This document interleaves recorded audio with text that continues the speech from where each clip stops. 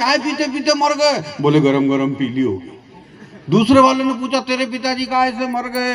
उसने कहा कि मेरे पिताजी शराब पीते पीते मर गए। बोले सुबह 6 बजे के ठेके पे जाते थे, रात को 12 बजे ठेके से आते थे, ठेके पे ही निपट गया, अच्छा रहा। उन दोनों ने तीसरे वाले से पूछा तेरे पिताजी कहाँ से मर गए? उसने कहा मेरे पिताजी दूध पीते पीते मर गए। बोले बेवकूफ, दूध पीने से भी कोई मरता है? बोले डॉक्टर साहब ने कहा था भैंस के नीचे बैठ के पीना, अचानक भैंस बैठ गई। मजा आ रहा है? हमको भी आ रहा है। एक बार मुझे दिल्ली का कवि सम्मेलन मिला, नरेंद्र नखेत्री जी का फोन आया, बोले हंगामा दिल्ली चलना है। मैंने कहा बिल्कुल चलेंगे।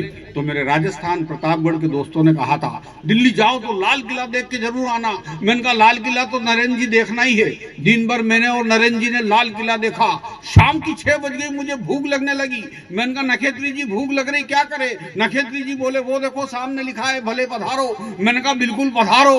अंदर घुसे, 2 दरवाजे, एक पे लिखा था शाकाहारी, दूसरे पे मांसाहारी। नखेत्री जी बोले कौन सा खाएगा? हंगामा। मैंने कहा ब्राह्मण का बच्चा शुद्ध शाकाहारी। फिर शाकाहारी वाले में घुसे, फिर 2 दरवाजे, एक पे लिखा था डालडा घी, दूसरे पे देसी घी। नरेंद्र नखेत्री जी बोले कौन सा खाएगा? हंगामा।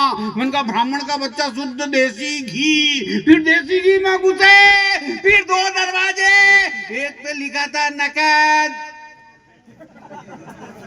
दूसरे पे उधार। नरेंद्र नखेत्री जी बोले कौन सा खाएगा? हंगामा। मैंने कहा ब्राह्मण का बच्चा उधार।